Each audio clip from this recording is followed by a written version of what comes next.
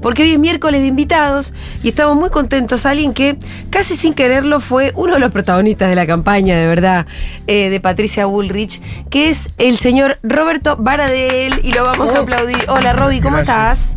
Gracias, bueno, Juli. secretario general de SUTEBA, un militante, un luchador, representante de los docentes de la provincia de Buenos Aires. Bueno, Roby, yo decía que uno de los protagonistas de la campaña de Bullrich, porque han usado tu cara en un spot en concreto, sí, mucho. Y bueno, y si uno mira algunos años para atrás, yo hoy estaba repasando, ¿no? La demonización que hicieron con tu figura es una cosa de lo más insólita e injusta. Lo primero que me sale preguntarte es algo obvio, pero ¿por qué pensás que con vos? Porque hay algo que dice Macri que tienen razón, que con nosotros no se puede. Sí. No se puede privatizar la educación pública, no se le puede quitar derecho a los trabajadores y a las trabajadoras, no se puede ir contra la soberanía nacional y contra la patria, y no tienen con qué comprarnos y no tienen con qué... no hay ningún carpetazo que nos pueda parar porque no tienen. Cuando revisan las carpetas no están vacías. Encuentran, entonces inventan. Hay unos inventos bárbaros que una vez te fuiste a Miami y en realidad estabas en Catamarca. Sí, claro, estaba en Catamarca. No, y a Miami jamás. Bueno, no fuiste nunca en tu vida, pero... Quieren que vaya a Miami. Fui a Estados Unidos, estuve en Naciones Unidas, en Nueva York. Después también estuve en Canadá, hice transbordo, pero nunca en Miami, jamás en Miami, que están obsesionados con el tema de Miami. El ladrón cree que son todos de su misma condición. Entonces quieren verte en Miami, cosa que no habría ningún problema, pero la verdad que era en Catamarca la foto. Y aparte no me gusta para nada. Si fuera una cosa de más, no es un lugar que no elegiría nunca para ir. Pero bueno, ellos siguen insistiendo con eso. Sí, ¿qué otras mentiras te inventaron? El cumpleaños de 15 de mi hija en una mansión, el cumpleaños de 15 de mi hija en una mansión, en un bar, en un restaurante de esa hija. Sí. En realidad cuando dicen el cumpleaños de 15 de mi hija, yo tengo 3 hijas, tengo 4 hijos. Y ninguna, una más chiquita, y 2 más grandes. Ninguna de ellas cumplía años en ese momento. No, ese año concretamente. No cumplían 15. No cumplían 15 años, perdón. Cumplían 15. Claro, no cumplían 15. Entonces, y el último cumpleaños de 15 del medio fue en un bar, un restaurante ahí al lado en Piedras, en SUTEBA, que lo hicimos. Y bueno, nada, inventaron eso de la mansión, después inventaron el tema de autos, y después era cómico porque uno le dice, estos son los autos de Baradel. ¿Qué? Los autos de Baradel son míos y los estoy vendiendo.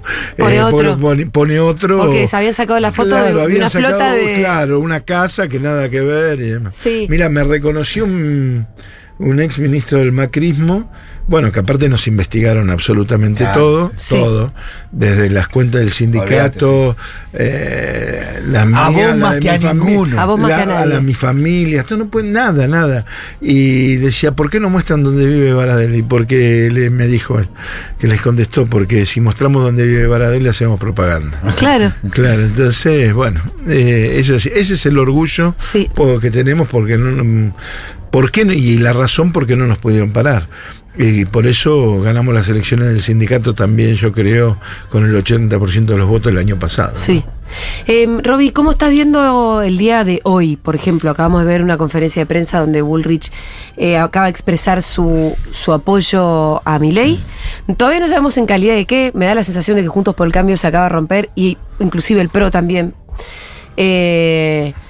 Y bueno, digo, como protagonista de la campaña de Bullrich, ¿cómo ves este movimiento? Es violenta, Bullrich le miente a la sociedad. La verdad que la venía escuchando y la veo a una Bullrich en decadencia, ¿no? Después de un golpe muy fuerte que le dio la sociedad, ¿no? El rechazo muy fuerte de la sociedad a la propuesta de ajuste, de represión, de aniquilar al otro, que en algún punto se emparenta con Milei. No es raro, yo estaba convencido, más allá de que debe tener el ego muy por debajo, ¿no? Porque las cosas que dijo Milei directamente son gravísimas, ¿no? Porque si te están acusando de poner una bomba en un jardín de infantes, toda la condena, además de lo criminal, lo ético, lo moral, bueno, todo una serie, pero bueno, no tienen problema, no les interesa eso. ¿Cuál es el interés mayor que tiene Bullrich? De verdad me lo pregunto yo. Yo creo que el interés mayor que tiene Bullrich es si uno mira su trayectoria, ¿no? La mira su propio odio, y yo creo que la trayectoria de ella hay un denominador común que es querer llevarse a todos por delante, y no es así como se construye la democracia en un país. Es intolerante, te vuelvo a decir, el tema de la difamación, los ataques infundados, la violencia, el querer aniquilar al otro. Sí.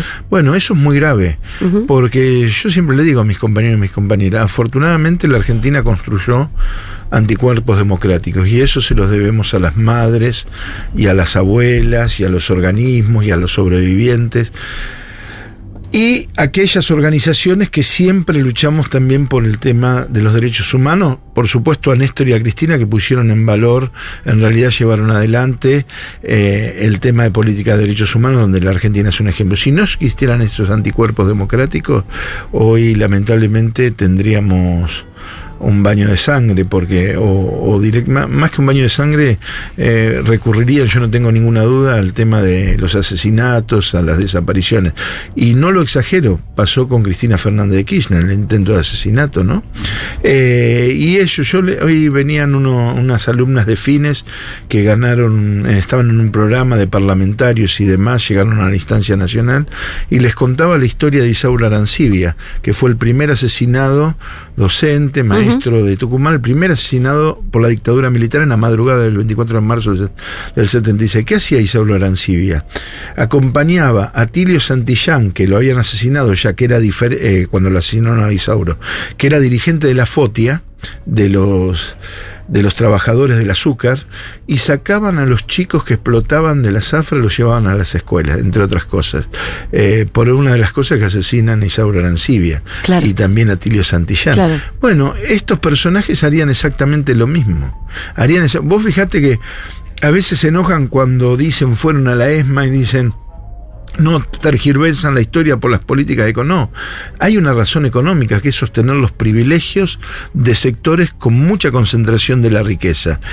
Y la matriz de pensamiento es la misma. El ingenio Ledesma, ustedes saben, el apagón de Ledesma. Sí.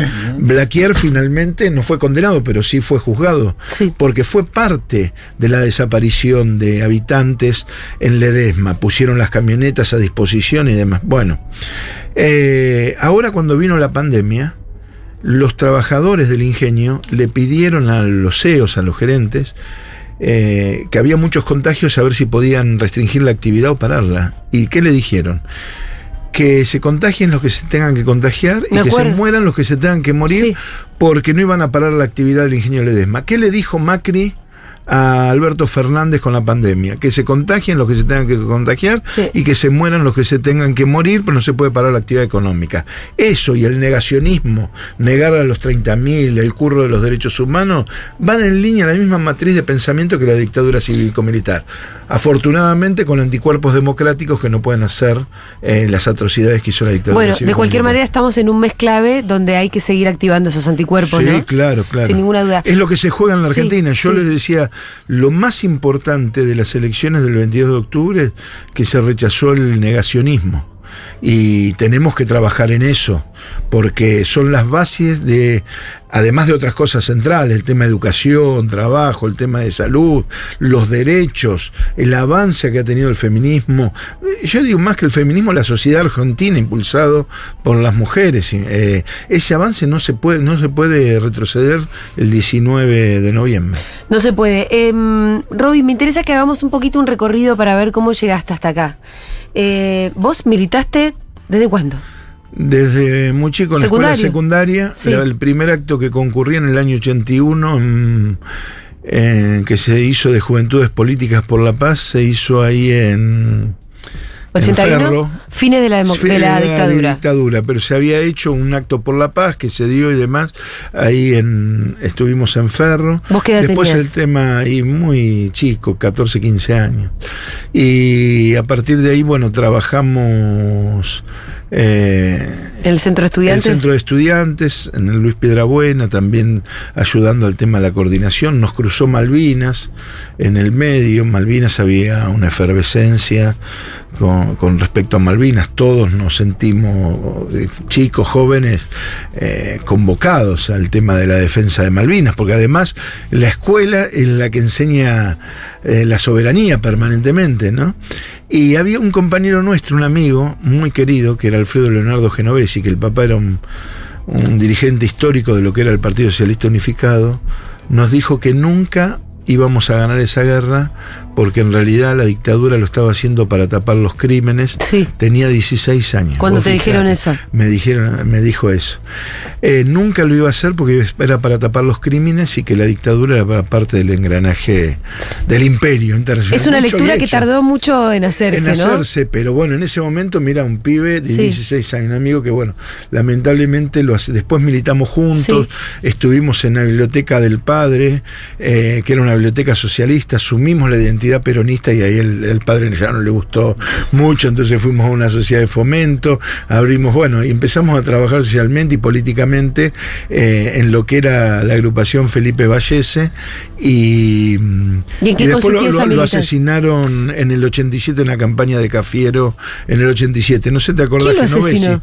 Genovesi, bueno, en ese momento el tema de la campaña, cuando estábamos saliendo a pegar carteles. En ese momento y en el otro momento era la disputa con un sector, no lo quiero englobar a todos. ¿Y qué era tu referente? Era, sí, éramos ¿O un compañero? Amigos y compañeros, y era... Sí. El más claro de todos nosotros, ¿no? Y bueno, y lo asesinaron en la campaña justo en el 87.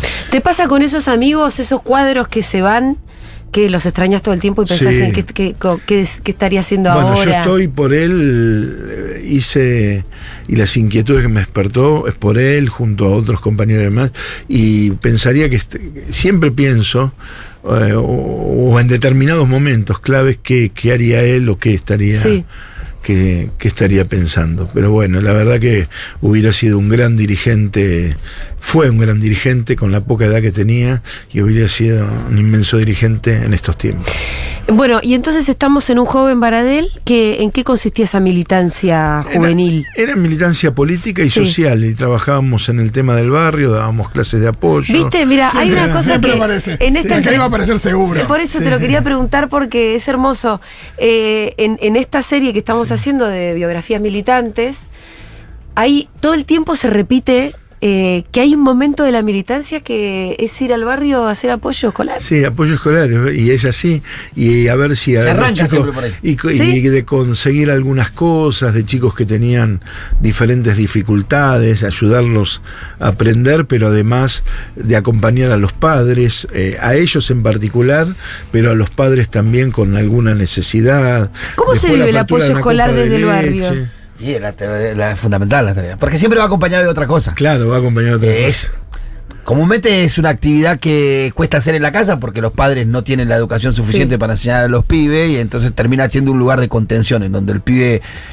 Es difícil para un pibe de un barrio no entender, no aprender, y que te exijan en tu casa que lo hagas, no tener los recursos para resolverlo, ahí te lo resuelve. Pero aparte termina siendo un lugar, como dice, de ahí termina La copa llegando de leche. La copa de leche, pero aparte termina llegando a la casa, el quilombo de la mamá, mi papá le pega a mi mamá está con este quilombo, y termina siendo Exactamente. una excusa para llegar a un montón de otras Y cuestiones. le abrís otras perspectivas también, porque también ahí te inquietudes cuando llega Navidad, los Reyes, bueno, de disfrazarse, de poder darle un momento feliz, de poder llevarlos a algún lado, otras perspectivas que quizás en lo cotidiano no pueden. Y esto que decís vos es clave en el tema educativo. Mira, hoy hablamos de las compañeras que vinieron de Fines, que hicieron un trabajo, constituyeron un centro de estudiantes y un programa de estudiantes, de parlamentarios concretamente, y hoy nos contaban todo las dificultades a que a veces tienen, por qué no terminaron los estudios. FINES es un programa de finalización de los estudios. Para gente grande. Para gente grande, adultos y demás. Y cuando se habla de la situación educativa, que hay que poner en contexto, ni es un desastre, ni estamos en el mejor de los mundos. Sí. Hay dificultades, hay que hacerse responsable y hacerse cargo, y hay que cambiar cuestiones, pero es mentira que estamos en que la educación es un desastre. Es un desastre, como lo plantean. Sí. Tiene déficit, eso sí. sin ninguna duda, y hay que puntualizar, yo creo, el tema de alfabetización fuertemente, hay que modificar la organización escolar también. Bueno, eso es clave, que los pibes tengan clase todos los días y que no haya problemas de infraestructura, o que tengan si tuvo que faltar un maestro, que tengan otro maestro suplente. O sea, eso es clave, que los chicos tengan clase. El tema de la formación, pero se está trabajando, y mucho también, se está trabajando en ese sentido y mucho, pero lo que nunca ponen cuando hacen las mediciones, generalmente a veces con pruebas estandarizadas y demás, el contexto o la situación socioeconómica. Claro, bueno. No es lo mismo las condiciones, por más que la educación sea gratuita y tengan un buen maestro y determinadas condiciones, no son las mismas las condiciones de un pibe, de una piba, que tiene una casa constituida, que tiene determinadas comodidades, no decir comodidades, una vida digna, que un pibe, una piba que convive con los hermanitos en una habitación con 6, 7 hermanitos, que no tiene lugar, que no tiene dificultades en la casa y demás. El Estado tiene que intervenir con otras herramientas para acompañar el aprendizaje de ese chico. No es porque sea pobre no va a aprender, pero tiene que ayudar a que pueda tener las condiciones que el otro pibe tiene para poder aprender como tiene que ser, ¿no? Sí, sin duda. Roby, viste que bueno, te vi ahí en el búnker de Massa la noche del domingo, estabas muy contento. Lo estamos todos. Sí. No, todos no, pero una gran parte. Una buena parte del país está contenta y aliviada. Y una de las cosas que viene diciendo Massa y repitiendo en varias entrevistas es esto de vamos a mejorar la educación pública con el docente en el aula. Sí. ¿Qué es lo que quiere decir esto con el docente en el aula? Si no pierde el presentismo, ¿cómo va a ser esa discusión? ¿Cómo te la imaginas? Porque a vos también te ha pasado de tener que plantear huelgas a gobiernos de alguna manera afines. Digo, con Scioli, por ejemplo, no fue fácil, ¿no? No fue fácil porque, ¿sabés? Con Scioli gobernador en la provincia de Buenos Aires, digo, no fue fácil ser dirigente docente. No, y eso terminó, y eso tiene que ver a veces con decisiones políticas. Yo me hago cargo de lo que nos corresponde como organización sindical, que a veces la acertamos y a veces cometemos errores. Yo creo que hay que hacer un replanteo general, pero también de la política. Vos trajiste el caso de Scioli, lo trajiste vos, si no, no lo iba a decir. Es que me parece interesante para ver pero un poco. te digo, lo pongo de ejemplo. Yo lo fui a ver a él, no me acuerdo bien el año ahora. Bueno, tuvimos 17 días de paro. Lo fui a ver a él y a Alberto Pérez en un momento, en febrero, antes que iniciaran las clases. Y nosotros estábamos ganando 3.600 pesos. Y le dije, es muy bajo el tema del salario. Les vengo a hacer un planteo. En ese momento, por menos de 5.000 pesos, nosotros no podemos cerrar. Es más, tendría que ser más, en ese momento no me acuerdo, 6.000 pesos. Pero por menos de 5.000 pesos. Entonces hacen las cuentas en ese momento. Tuvimos una charla amena, pero hacen las cuentas y dicen, no, ¿cuánto es? Tanto por ciento, no. Olvídate, no lo podemos dar. Pero les digo, miren que la situación está caldeada, eso lo estoy planteando. No tenemos que comernos un desgaste ustedes y nosotros, y fundamentalmente perjudicar, ir a un conflicto. Tema de la escuela pública, no. Hagan los paros. Que tienen que hacer. Nosotros eso no lo podemos dar. Bueno, 17 días de paro. ¿Cómo terminamos firmando el acuerdo? ¿Cuál fue? 5.000. 5.000 pesos. Claro, te podrías haber ahorrado el paro. ¿Había necesidad de poder llevar adelante eso? Y evidentemente tuviste que hacer el paro. Pero lo tuve que hacer porque había un reclamo y una demanda. Ahora no te queríamos hacerlo. Nosotros a veces parece que la primera cuestión es el tema del paro. Por supuesto que tuvimos mucho conflicto en el gobierno de Vidal. No el primer año no hicimos paro. Eso no lo cuentan. ¿Por qué? Mira, el primer año te voy a decir cómo fue la paritaria. Discutimos la paritaria nacional con Bullrich. En ese momento sacamos el 40%. Lo vamos a anunciar y Bullrich dice, no, me llamaron por teléfono, me llamó Vidal y lo llamó Macri, y me tengo que ir a La Plata. Se fue a La Plata. Cuando volvió, dijo, no puedo, solamente puedo ofrecer el 40% a nivel nacional. Si ustedes, Córdoba si provincia de Buenos Aires, Córdoba y Ciudad Autónoma de Buenos Aires aceptan el 25%. Le digo, no, de ninguna manera. Pero lo que pasa es que dice, es diferente, nos explicaba, él con voluntad, hay que reconocerlo, con voluntad en el tema de la discusión, pero sabía que tenía una cuestión en los distritos. Le dijimos, no, ministro, explíquelo usted, que anunció que nos daba el 40% y ahora no nos lo va a dar. Explíquenos usted por qué no lo quieren dar.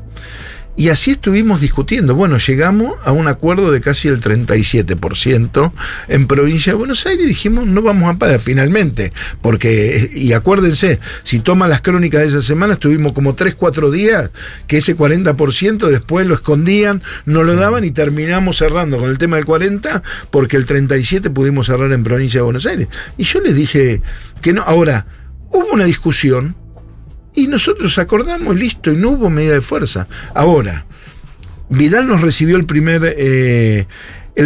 día de trabajo de Vidal, que nosotros lo valoramos, lo ponderamos. ¿A quién recibió? Al Frente de Unidad Docente Bonaerense. Estuvimos 2 horas hablando con ella. Y asumimos un compromiso los dos, que si en cosas que no estuviéramos de acuerdo, íbamos a seguir trabajando en las que estábamos de acuerdo. Una era la infraestructura escolar. Uh-huh. Debut y despedida. Antes de entrar en conflicto... ¿Quién?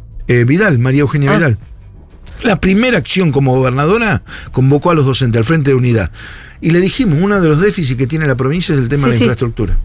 No te entendí ¿dijiste otro apellido después? No, debut y despedida. Debut y despedida. Porque después... No entendí el término. No, debut y despedida. ¿Por qué? Entendí debut y dije... Sí, y fuimos, ¿sabés que nos cerraban la puerta de rejas en la cara? Sí. Pero no, para presentar una nota, no movilizado, íbamos los secretarios generales a presentar una nota, un pedido de entrevista, nos cerraban la puerta de rejas en la cara, no podíamos entrar a la mesa de entrada. 1 año estuvimos reclamándole el tema de infraestructura. Hasta que explotó la escuela 49 de Moreno con la muerte de Sandra y Rubén. Sí. Que déjame esto solo, te digo. Sí. Se hizo el juicio, se condenó al gasista, al interventor, a 2 consejeros escolares, pero además la justicia abre una investigación para determinar las responsabilidades de María Eugenia Vidal y de Sánchez Cine, que fue el director general de Cultura y Educación en ese momento. ¿Para vos existe una responsabilidad? Para mí existe una responsabilidad porque no nos escucharon. Porque nosotros porque vos habías hablado del tema de infraestructura. El tema de infraestructura y le llevamos carpetas. Y la escuela de Moreno tenía denuncias muy concretas. Y se había movilizado el Consejo Escolar y tenía denuncias concretas. Por esa escuela. Nosotros llevamos una carpeta que decía problemas de agua, no de gas, a nivel provincial. Pero la escuela, en el reglamento, había hecho el reclamo al Consejo Escolar por el tema de problemas de gas. Y no le llevaban... Roby, ¿cómo ves desde SUTEBA, bueno, desde todo este lugar que a vos te toca, como dirigente gremial y de docentes, la diferencia entre un gobierno y otro? Nos lo estás contando como con algunos capítulos, ¿no? Pero, por ejemplo, ¿cómo fue en general el gobierno de Vidal? ¿Y cómo lo contrastás, por ejemplo, con el gobierno de Kicillof? Como docente. Son el día y la noche. El día y la noche. Pero yo, cuando nos dicen no, pero no le hicieron. Ahora nos acusaban del tema del conflicto y demás. Pero hace unos meses antes de campaña decía que nosotros no le hacíamos paro a Kicillof porque teníamos una afinidad con Kicillof. En realidad, si María Eugenia Vidal hubiera hecho lo que hizo Axel Kicillof, tendría la afinidad con tendría la misma afinidad. Y si Kicillof hubiera hecho lo que hizo María Eugenia Vidal, no tendríamos afinidad, estaríamos en conflicto. Y en concreto, ¿qué hizo Axel como gobernador para la educación? Mirá, con Axel nos reunimos, nos recibió. Hay que reclamarle que en lugar de recibirnos el primer día, nos recibió 10 días después. Bueno. Pero ¿sabés qué hizo? En 20 días puso un programa que se llama Escuelas a la Obra. Más de 6.500 obras de refacciones en toda la provincia. La construcción de más de 200 escuelas. Volvió a entregar las netbooks. Volvieron a entregar libros. También con el tema del Ministerio Nacional. En lugar de considerar a los docentes como parte del problema, valora el trabajo. Reconoce la actividad, concretamente en paritarias. presentamos una nota, a los 3 días tenemos la respuesta de sentarnos a discutir la actualización más con el tema de inflación y demás. No persigue al tema de los docentes. Vidal cerró escuelas rurales, intentó cerrar escuelas de islas, que hicimos una movida muy grande con los padres y demás. Vos fíjate lo de escuelas de islas, cómo se manejan ellos, con un Excel, ¿no? Decían, habían agarrado un mapa en La Plata, la isla, y entonces las 4 puntas. Entonces decía, acá hay una escuela. Pero acá hay otra y acá otra. Si nosotros traemos esta escuela y esta escuela, jardín y primaria, y concentramos acá, nos estamos ahorrando un montón de... Ahora, lo que no vieron, que para que esta escuela, el chico de esta escuela, llegue a esta escuela, estaba más tiempo arriba de la lancha que en la misma escuela. Entonces, y aparte las escuelas rurales y las escuelas de islas, no solamente cumplen un fin educativo, un fin social. Ahí hacen las reuniones sociales porque están un poco aislados, hasta los cumpleaños, hasta las campañas de salud. Pero no son rentables. No son rentables, exactamente. Esto que planteaba... Los vouchers ahí no funcionarían tampoco, ¿no? Claro, no funcionaría. ¿Quién va a querer poner una escuela ahí, no? Claro, Sí. ahí lo que digo. Si no funcionan los vouchers, y bueno, porque esa escuela no tiene que funcionar. Claro. Dijo, 2 o 3 chicos, no, y esa escuela se cierra. Es así, no son rentables. Tienen esa concepción. Bueno, Vidal lo dijo. ¿Para qué vamos a crear universidades? Es justo, esto dijo, es justo que el Estado construya universidades para los pobres que nunca van a ir a la universidad. Eso dijo. Bueno, además de la ignorancia que mostraba o la concepción, en más del 80% en muchas unidades de universidades del conurbano, el 80% son primera generación de universitarios, de trabajadores. Ninguna está vacía, mentira. Y ninguna está vacía, están llenas. ¿Cuándo empezaste a militar en docentes? ¿Cómo te llegó eso? Empecé ¿Por qué vos estudiaste Derecho? ¿Sos abogado? Soy abogado, después hice la formación, como también por cuestiones solidarias, porque se prendió fuego una escuela Sí. en Lomas de Zamora, en Villa Urbana. ¿En qué año fue esto? En el año 87, creo, entre 87 y 88, se prendió fuego una escuela. Había una compañera nuestra que militaba con nosotros, que nos llamó. Fuimos a darle una mano, un festival para reconstruir la escuela, diferentes festivales y demás, y como la escuela se estaba organizando, el normal de Villa Urbana, se estaba organizando, y empecé a trabajar como preceptor después, Sí. a los meses en el tema de la escuela, directamente trabajé como preceptor, y después cuando empecé a trabajar... Empezaste porque te cabió Tiene una cara escuela de- incendiada. Sí, exactamente, y Dijiste, yo me quedo acá. Sí, pues ¿Era un se dio preceptor esa piola posibilidad. o un preceptor ahí? Yo tenía uno que era bastante duro. Sí, pero ¿qué tan no, ortiva no, como no. presidente? ¿Qué tan ortiva de preceptor era Varadera? Los chicos me eligieron para ir a Bariloche el quinto. Entonces te premiaron. Qué sé yo, no sé, capaz que algunas cosas no tenían buenas, No, otras no, buenas, pero está pero hay buena relación. Tengo el orgullo de encontrármelos y con mucho afecto muchas veces. Los pibes en de esa alguna cuestión, época. los pibes y las pibas de esa época. Y que muchos siguieron estudiando y otros fueron algunas fueron maestras, maestros, bueno, diferentes cosas. Y bueno, y ahí empecé. Y después cuando fue el tema del sindicato, que me convocaron, también participar de asambleas, el Lanús y demás, dije, bueno, yo si voy a trabajar, a seguir trabajando Sí. en el tema de la docencia militar, tengo que ser docente, y entonces hice la formación docente en el Instituto Superior de Formación Docente de Bransen. O sea que tu el camino 49. fue vía preceptor por militante Sí. de una escuela recién incendiada. Claro, sí. De ahí dijiste, vos eras abogado, Sí. tengo que ser docente. Ahí empezaste a militar en el sí. gremio y entonces te fuiste a Claro. formarte como docente. Claro, exactamente. Mirá qué loco el camino ese. Sí, sí. Por lo general es al revés. Sí, es al revés, Sí. ¿no? O también hay gente que empieza a trabajar en la docencia, que son profesionales Sí. y demás, y que después hacen, o técnicos, y el tema de la formación docente para poder dar clases como corresponde, ¿no? Claro, Porque pero y después creemos- entras al gremio. Claro, exactamente. Vos estuviste, por ejemplo, en la Carpa Blanca. Estuve en la Si Carpa tuvieras que Blanca, pensar un estuve- poco en la historia de eso, de los docentes argentinos del último tiempo, ¿cuál fue el momento más tremendo de todos? Y Fuente Alba también estuvo, ¿no? Sí, lo de Fuente Alba fue tremendo, porque Sí. todavía hay secuelas con lo de Fuente Alba. ¿Ah, Lo sí? mismo que lo de Sandra Rubén, sí, porque fue muy fuerte que asesinaran a un docente. Sí, en una protesta. En una protesta, y además prácticamente ¿Eso asesinado. fue 2009? No, antes. Bueno, no mucho antes igual. Lo de ¿2006? Para mí es por ahí, más por ahí. Ahora no. 2006 puede ser, recuerdo el año, ahora lo vemos. Justo. Estuvimos, eso fue muy, muy complejo.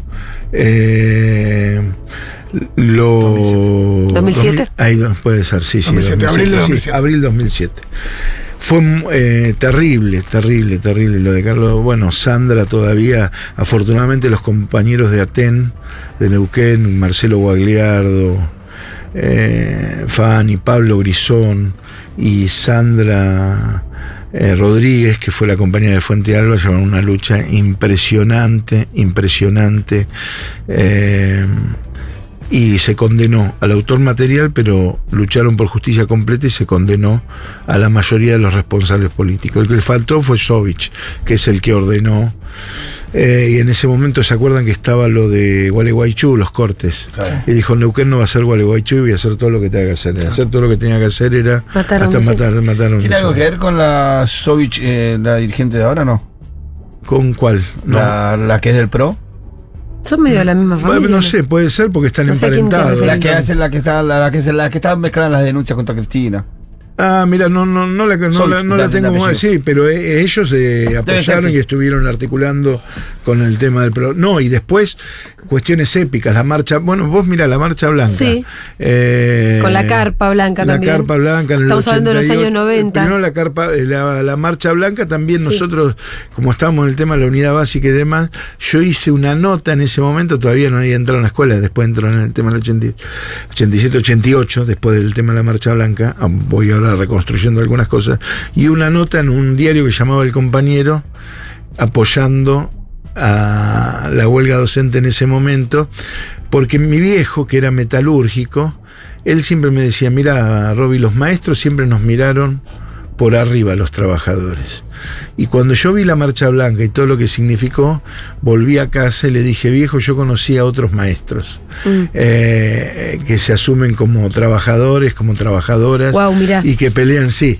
Mi viejo siempre, él estuvo en la pelea de la laica y la libre, y él defendía siempre a una directora, no al director del secundario, que les decía, como habían tomado la escuela, les mandaba a la policía, y la directora de primaria, como le avisaban que iba a la policía también, les avisaba a los chicos que iban a la policía, que iba a la policía, cruzaban a la otra casa y cuando se iba a la policía volvían a la escuela, ¿no? Directamente, en la pelea de la laica y la libre. Pero él me decía, siempre los docentes nos miran desde arriba, no se asumen como parte de la clase trabajadora. Y cuando participé de esas marchas le dije, bueno, viejo, conocí otros docentes que se asumen, que defienden la escuela pública y que son parte de nuestro pueblo. La marcha blanca es previa a la carpa blanca. Previa a la carpa blanca. La marcha blanca en el 88, la carpa blanca en el 97. Sí, 95. En el 88, y la carpa blanca termina 1003 días en el 99. Después 1003 días fueron de carpa blanca. 1003 días de carpa blanca. 96 arrancó, ¿no?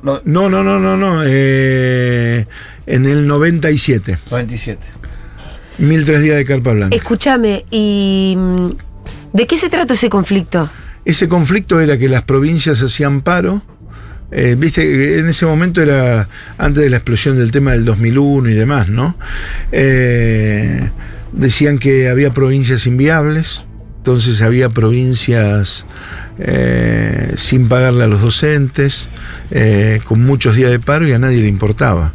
Entonces nosotros dijimos, el tema del paro, si seguimos así, se vacía la escuela pública y aparte no estaba dando resultados. Entonces dijimos, tenemos que... Alquilamos por 15 días la carpa, nos quedamos 1003 días. Después la compramos, ¿no? Pero por 15 días. ¿En qué momento la compraron? Sí, me parece que vos tenés que comprarla. O sea, después del mes dijimos, me Vamos a parece que comprarla. hay que comprarla.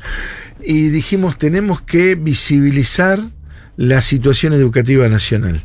Y los compañeros en ese momento, Hugo Yasky, Marta Maffei, vieron de poner una carpa, hacer las denuncias para unificar el reclamo de todo el país.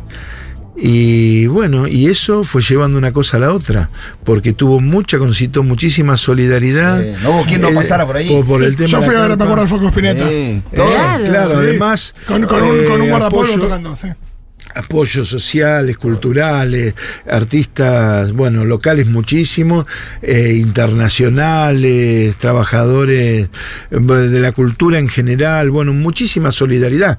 Inclusive en eso hubo marchas muy importantes por las represiones que fueron convocadas desde la Carpa Blanca, o sea, se convirtió en una caja de resonancia del conflicto social en la República Argentina. Estaba como angelada esa carpa, ¿no? Porque, sí, bueno, la recordamos como un momento como casi icónico de la lucha, que pasaban tantos artistas y todo. Me hace pensar en esta necesidad y pulsión permanente de la derecha de tener que demonizar eso mismo. Claro, en esa época no recuerdo que pasara eso de la demonización de los docentes. ¿Había una demonización de la Carpa Blanca o no? Porque en ese momento también había una cuestión de desgaste del gobierno del menemismo en ese momento, de la política. Inclusive muchos de los periodistas que nos destrozan ahora fueron partícipes del tema de la Carpa Blanca. Pero yo creo que tiene que ver con otras cosas. Yo creo que... ¿Cuándo empezó? Yo creo que después a partir de la 125. Ahí. Y hay una diferenciación. En realidad, ahí se empezó a abrir la famosa los grupos económicos siempre quisieron, bueno, a Alfonsín, que le dijeron concretamente las cosas que tenía que hacer, y él no aceptó el golpe económico que le generaron. Con Néstor también hubo un momento que estuvieron negociando, discutiendo y demás. Cuando Néstor y Cristina empiezan a tomar determinadas decisiones, fueron con todo. Y ahí aparece el periódico, cuando dicen el periodismo militante 6, 7 y 8. No hay un periodismo militante. Militante es verdad ponerlos en una situación de decoro.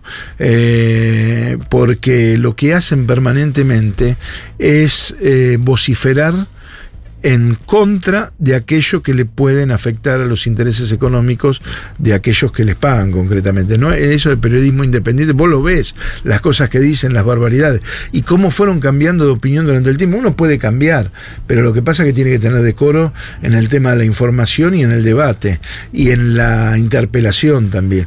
Ellos no tienen ningún tipo de problema de decir las barbaridades y justificar las barbaridades que tengan que justificar. Y entonces, esto que plantea Sergio Massa me parece que es interesante, por lo menos para empezar a salir del tema de la violencia, de la incitación al odio y demás, de poder construir nuevas mayorías. Después, a ver, en algunas cosas coincidiremos, no coincidiremos, además, ¿cómo construimos esas nuevas mayorías? Y habrá conflictos, ¿no? Sí, claro. Porque a mí no me extrañaría, o sea, la verdad es que un país con huelga también es un país donde hay una discusión política. Sí, sí.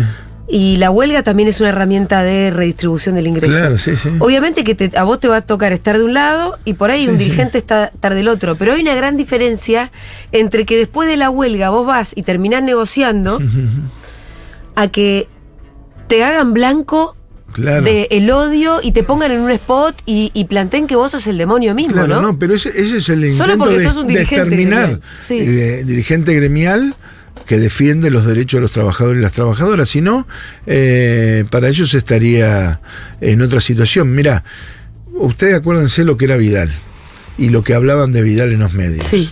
Es más, una periodista me dijo, ¿cómo te animás a discutir con Vidal si esto Vidal es así, así?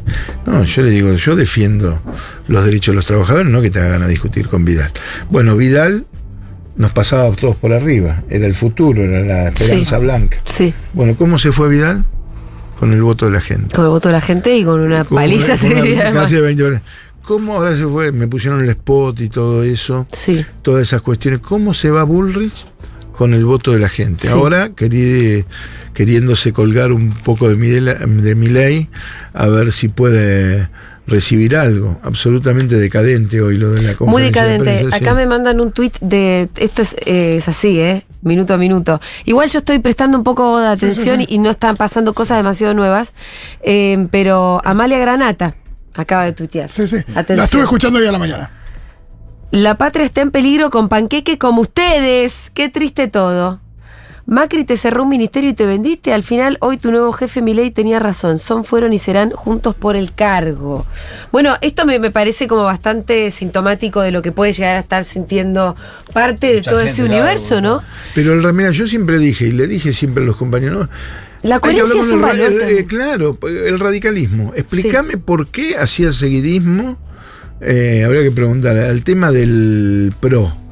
Que tiene ideas totalmente diferentes. Yo hablo con intendentes radicales, con dirigentes radicales, siempre estuvieron a favor de la educación pública, no estuvieron de acuerdo con las concepciones del tema del PRO con respecto a la educación pública. Bueno, una alianza general los hizo hacer seguidismo de las opiniones contrarias a lo que expresa el partido. Bueno, yo creo que ahora el tema del radicalismo, que siempre expresó o intentó expresar valores democráticos, algunos de ellos no fueron democráticos, pero en general intentó expresar valores democráticos, ¿qué van a dar en apoyo a Milei? Bueno, yo creo que hay una contradicción muy grande. Creo que ya muchos, yo lo escuché a Federico Storani, y he leído comunicados y demás, muchos no van a acompañar eso porque ponen en riesgo la democracia. A María Granata Es así, tampoco. no, pero ponen en riesgo la democracia. El negacionismo es terrible para la República Argentina, y avalar la política de exterminio del otro, eso termina en un gobierno dictatorial o autoritario y dictatorial, que inclusive no va a tener límites para hacer lo que ellos creen que tienen que hacer. Y eso es malo, porque la democracia, los límites democráticos son para todo, precisamente para poder tener una convivencia democrática. Nos puede ir mejor o peor, pero en el marco de la convivencia democrática y de la defensa de las instituciones. Bueno, Roby, seguimos también tratando de venimos, ¿no? Sí, entre las noticias de último momento y la vida de un verdadero militante y luchador como Roberto Baradel. Negri dice, la coalición está muy dañada. No me digas, Negri. No nos dimos cuenta. En 1000 pedazos, papi. Me encanta que todavía no le llegó el mail. O sea, Claro. ¿Cuál es? No se animan a decir está todo roto, ¿viste? Está dañada. No, está muy dañada, igual es una gran confesión. Es como mi amiga Julia mirando su autito y dice, no, está un poquito raspado, está chocado por Que todo. mi autito está chocado, bueno. ¿Cuál es la historia como más militante o el sacrificio que hayas hecho que a vos te parezca eso, la anécdota más militante de todas? No sé, hiciste huelga de hambre durante 5 días. No, en la carpa estuvimos casi un mes. Estuvimos por Pero- la carpa, hacía Por la carpa la huelga de hambre. Tomábamos líquido nada más. Claro. Tomábamos líquidos nada más, y estuvimos algunos 25 Se iban días, turnando, 28, ¿no? 30, sí fueron muchos grupos, ahora no lo recuerdo tanto, pero nos íbamos, Sí, yo me acuerdo. nos íbamos turnando. No, bueno, muchas actividades en el tema de la militancia, eso tengo el orgullo de haber sido parte. La otra importante fue la escuela itinerante, la carpa, como te decía, la huelga del 88, la marcha blanca, la carpa blanca y la escuela itinerante también en época del macrismo, que pusimos en el Congreso de la Nación, que pudimos también resistir, y en el año 2000-2001 un campamento educativo que pusimos en La Plata, que también fue muy importante. La militancia En contra también del es ajuste. performática, ¿no? Como siempre hay momentos donde hay que inventar alguna cosa nueva. No, sí, hay que inventar porque La si no- carpa, la escuela itinerante. Sí, y hay que buscar cosas, ¿no? Porque, aparte que hay que establecer una conexión con lo que fue y lo que es y lo que tiene que ser. Porque hay muchos jóvenes que no conocen la historia. Muchos creen que las cosas que tenemos ya están dadas, Sí. que es una cosa normal y habitual y que no te las van a sacar. Y hay que decirle que muchas de las cosas que tenemos y las conquistas fueron por compañeros y compañeras que lucharon antes y hasta pusieron, no en riesgo, les quitaron la vida para tener las conquistas que hoy tenemos. Sí. Y que eso hay que ser capaz de defenderlo. Y defenderlo con dos cuestiones. Con responsabilidad también, haciendo ejercicio de los derechos y no bastardeando el tema de los derechos, por un lado, y además ser capaces de tomar la conciencia necesaria para poder defenderlo. Ahora, vos tenés en común, el otro día me acordaba vino Beto Pianelli, le hicimos una Sí. entrevista, de lo difícil que es a veces lograr la empatía de la gente común cuando les toca hacer un gremio como el docente o como los de subte, ¿no? Sí. Porque la gente quiere mandar a los pibes a la escuela Uno también. está en los chats de WhatsApp y cuando hay paro uno empieza a leer un Lee montón de de todo, cosas, ¿no? ¿viste? Claro. Hay muchas veces se pierde la empatía. Sí, sí. ¿Eso es algo que le importe al gremio, que piense en eso, cómo hacer para...? No, pensamos, lo que pasa es que hay un aparato mediático terrible, además de Bueno, todo sí, lo sí. que la demonización y demás, es difícil eso, pero lo que lo trabajamos y lo trabajamos con los compañeros, con los delegados, con las escuelas, acercarnos a la comunidad. Yo siempre dije hace muchísimos años, que si nosotros hiciéramos una medida de fuerza para impedir que privatizaran la educación pública y fuéramos el 100%, y la comunidad dice que la escuela hay que privatizarla, podemos estar 100 años haciendo medida de fuerza que la escuela se va a privatizar. Ahí tiene que haber una alianza central entre comunidad y bueno, eso hay que trabajarlo, y es verdad. Comunidad educativa, como dicen. A veces ellos han hecho daño, eso es verdad, hay que reconocerlo. Ahora nos quisieron sacar de la cancha, ellos, y bueno, y los docentes nos ratificaron, que es donde me tengo que, donde me referencio a ver si estoy haciendo las cosas mal, las cosas bien. Nos ratificaron con más del 80% de los votos.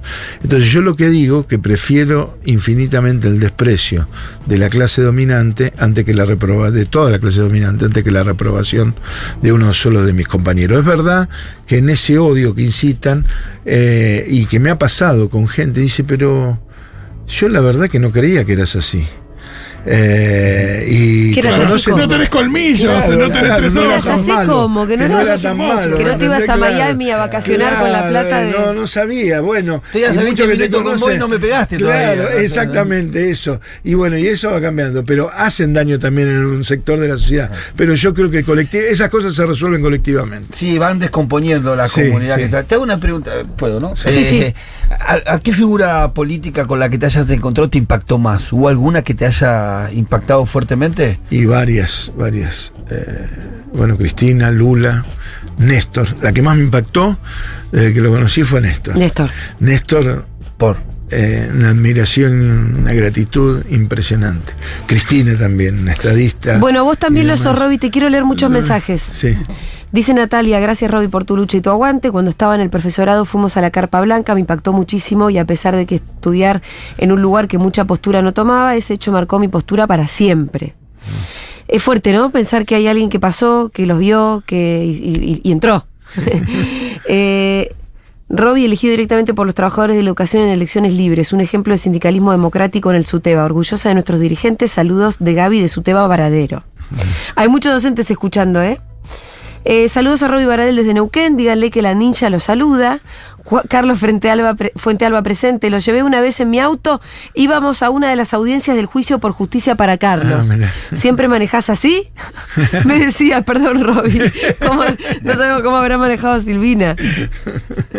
Te habrá llevado, ¿no? ¿Y cómo habrá sido? Si hay audios también me gustaría, pero no veo que haya muchos. ¿Qué tipazo Baradel? Y qué bronca como los medios lo han endemonizado, endemoniado, no sé cuál es la palabra correcta, pero la verdad que escucharlo es volver, ¿no?, a esa base de la militancia y del amor por la educación. Nada, mandarle un beso y que, bueno, me parece muy injusto cómo se lo ha tratado la clase política y especialmente los medios de comunicación. Abrazo, compañero. Bueno, ahí está, me imagino que te va a hacer bien el cariño. Hay un montón de mensajes. A la gente este tipo de conversaciones le inspira muchísimo, además. Saber que hay ejemplos así, que se puede... Además eso, que al final la vida es más interesante y es más divertida cuando uno no se vende, ¿no? Sí, exactamente, es mucho más interesante, y el orgullo de poder mirar a tus pibes a los ojos y a tus compañeros y a tus compañeras sin necesidad de agachar la vista. No sé si te contó una anécdota ¿Qué? de Beto Pianelli, te voy a contar acá. Voy a cometer una infidelidad. Dale, me encanta. Nosotros decimos el Beto Pianelli. ¿Tienen un grupo de WhatsApp? Sí, Los Sí, me dirigentes. encantaría. decimos que es nos reímos y compartimos así en términos de Sí. complicidad, es nuestro trosco amigo Sí. y nosotros los burócratas amigos de él. Sí, Bueno, claro. y entonces, bueno, decimos el tema del peronismo. El otro día estuvimos el 17 de octubre Sí. y le digo, ¿y Beto vas a cantar la marcha? ¿Qué sé yo? Dice, hoy tengan suerte, quizás tengan suerte hoy que ningún peronista los traicione el 17 de octubre. Dice, bueno, y esas cosas que nos llaman. Pero dice, cuando él estuvo enfermo, Sí. que le hicieron un trasplante muy Claro, complicado. ¿qué nos contó del trasplante que se dio el mismo día que pasaba algo clave? pasaba. El día que Cristina dijo lo de la tendinitis. Ah, eso, él estaba internado. Mira, bueno. Sí, eso también, ahí tuvo que salir a remar. Sí. Bueno, y él le dice, va al médico y le dice, mirá, es un tema complejo, mira, yo no te puedo asegurar, tenés, no sé, 15-20% de posibilidades de que esté bien, o una cosa así, un porcentaje chico. Pero bueno, vamos a hacer todo lo posible. Y él se puso con, gracias doctor por la Sí. buena noticia y demás. Y el tipo lo miraba, dice. Bueno, ¿Escuchaste no te cómo? di el 70, Sí. fue el 20, por no sé. Bueno. Sí, pero ¿sabe qué pasa? Doctor, yo soy troquista, así que el 20 para mí es un Robbie Baradel, la bestia negra para el macrismo, ha pasado por Seguro La Habana, un gran luchador para nosotros. Gracias, Robbie. No, gracias a ustedes, un placer, y gracias por lo que hacen todos los días. Sí, acá estamos y acá estaremos. Vamos a escuchar un poquito de Durán Durán.